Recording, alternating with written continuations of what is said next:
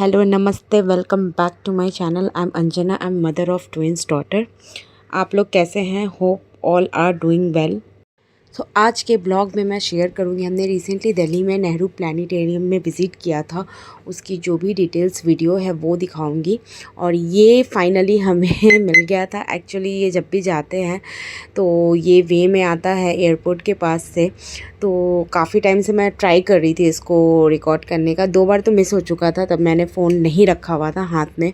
और ये तो मैंने ये जो फ़्लाइट आई थी ये लैंडिंग का टाइम था, बट ये और भी क्लोज़ से होता है, बहुत एकदम सामने से जाती है फ़्लाइट।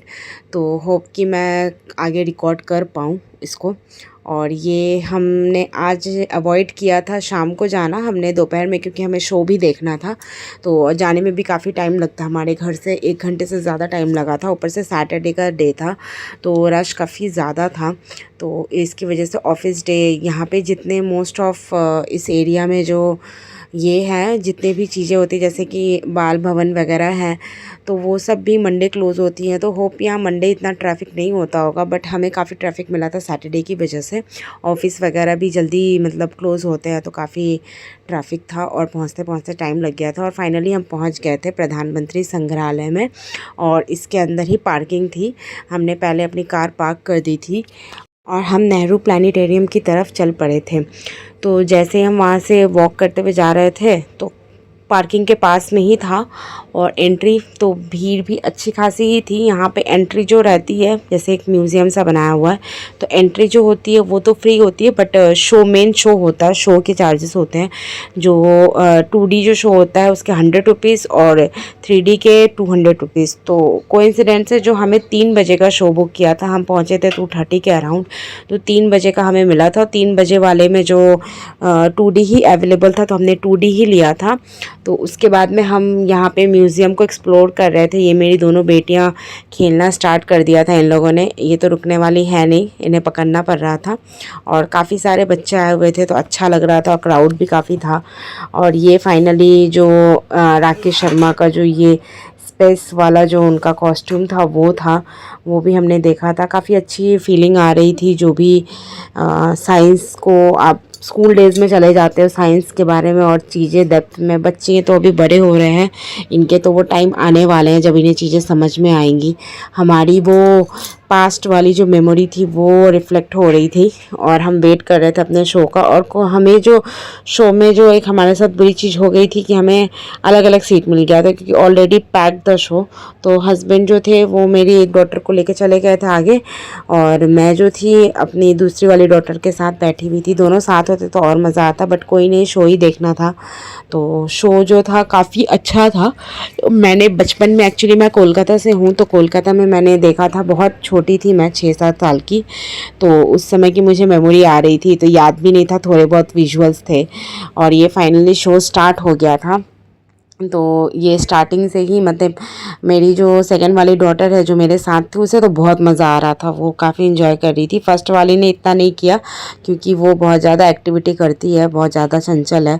तो उसको हस्बैंड ने रखा था, उन्होंने कहा कि थोड़ा बहुत किया था, बाद में देखा था बहुत भाग भाग रही थी। और मेरी जो सेकेंड डॉटर है उसने काफ़ी इन्जॉय किया, उसे ये सारी चीज़ें बहुत पसंद है, सन मून ये। तो देख करके लाइट्स वगैरह जो आ रहे थे। और उसके बाद में शो हमारा हो चुका था। मैंने शो में ज़्यादा रिकॉर्डिंग वगैरह नहीं की क्योंकि हमें शो को एंजॉय करना था एज़ कम्पेयर टू रिकॉर्ड वगैरह करने से। और ये शो तो आप मस्त देखना जब भी जाना तो। और 3D मिले तो काफ़ी अच्छा है, हमें तो 2D मिला था, बट 2D भी काफ़ी अच्छा था। और उसके बाद हमें लग गई थी जोरों की भूख, और हम वहाँ पे खाने के लिए इधर उधर भटक ही रहे थे कि हमें पता चला यहाँ एक कैंटीन है। तो इस कैंटीन के बारे में रियली मैंने कुछ देखा नहीं था, कुछ रील वगैरह, बट मैंने वहाँ पे हमें जाना था, निकलने में टाइम लग जाता बाहर खाने में, तो हमने वहीं पे पूछा। और थोड़ा वॉकिंग था अंदर में, काफ़ी बड़ा ये एरिया है, जैसे कि यहाँ पे सब कुछ प्रधानमंत्री के जो भी चीज़ें हैं, उनका ये आवास वगैरह सब अंदर में, तो काफ़ी मैंने एरिया बड़ा था, उसकी वजह से काफ़ी टाइम लग गया हमें जाने में। तो हस्बैंड खाना ऑर्डर करके फिर कार यहीं पे लेके चले आए थे। और ये फाइनली हमने फूड ऑर्डर कर दिया था। ये जो था कैंटीन बस बोलने को था, बट कैंटीन जैसे चार्जेस नहीं थे, रेस्टोरेंट जैसे हाई फाई चार्ज थे। लाइक सब कुछ 200 के अबव ही था। तो हमने नूडल्स ऑर्डर किया था अपने लिए और बच्चों के लिए फ्रेंच फ्राइज़ ऑर्डर करी थी। फ्रेंच फ्राइज़ हमें 180 के अराउंड कॉस्ट करा था। तो टेस्ट भी, मैंने जो नूडल्स था वो मैंने एक्सपेक्ट किया था कि काफ़ी अच्छा होगा, बट टेस्ट एवरेज से भी मतलब बिलो एवरेज आप बोल सकते हो, नहीं अच्छा लगा इतना। और फ्रेंच फ्राइज़ तो ऑलमोस्ट सब जगह सिमिलर ही होते हैं, ठीक ठाक से ही थे। और फिर उसके बाद हम वहाँ से खा पी के निकल पड़े थे। तो काफ़ी इन्जॉय किया था हमने, हमारा जो ये वीकेंड था काफ़ी अच्छा गया था। और उसके बाद बच्चों के सोने का टाइम हो गया था, तो हमने सोच लिया था अब जो इनके नैप का टाइम है हम कार में बैठेंगे और बस इनको मतलब ट्राई करेंगे कि ये 1 घंटे 1.5 घंटे का जो डिस्टेंस है ना उसमें सो जाए। बट आने के टाइम हमें कम टाइम लगा, हस्बैंड ने कोई शॉर्टकट रूट लिया था, तो उसमें हम अराउंड 1 आवर में, मतलब 1 आवर के अंडर ही पहुंच चुके थे। 50 मिनट्स के अराउंड टाइम लगा था। और ये जो पार्किंग की तरफ हम जा रहे थे तो काफ़ी मैंने ग्रीनरी वगैरह थी पार्क, तो मेरी बेटी तो मैंने खेलने के मूड में आ गई थी, उसको पकड़ के लाना पड़ा था। तो काफ़ी इन्जॉय किया था हमने। आप भी ज़रूर विज़िट करें यहाँ पे। आप चाहे तो यहाँ की जो टिकट्स है शो की वो बुक माई शो से भी बुक कर सकते हैं। हमने तो नहीं किया था, शायद पहले करते तो ज़्यादा बेटर होता, अलग अलग सीट नहीं मिलती। या फिर आप बहुत जल्दी जा सकते हैं, जिससे कि आप अकॉर्डिंग जो भी टाइमिंग हो उस हिसाब से ले सकते हैं। हमें ज़्यादा वेट नहीं करना था, इसलिए हमने मैंने कि नेक्स्ट शो का वेट नहीं किया, जो एकदम इंस्टेंट था आधे घंटे में, उसी को बुक किया था। सो फाइनली हम वहाँ से निकल चुके थे घर आने के लिए। और ये जो मूविंग नेक वाला जो डॉग आप देख रहे हो डैशबोर्ड पे कार के, तो ये हमने ट्रैफिक पे ख़रीदा था एक अंकल से। ऑनलाइन भी हमें सेम प्राइस का मिल रहा था, ये हमें 200 का 2 पेयर मिला था, तो काफ़ी अच्छा क्वालिटी था। और हर टाइम आप ऑनलाइन प्रेफर नहीं कर सकते, ऑफ़लाइन अगर चीज़ें मिल जाती हैं अच्छी तो ये हमने वहीं पर ख़रीदा था और काफ़ी अच्छा मैंने लग भी रहा था इसको लगाने के बाद में। सो हमारा पूरा डे ओवरऑल काफ़ी अच्छा बीता था और थक भी चुके थे हम लोग।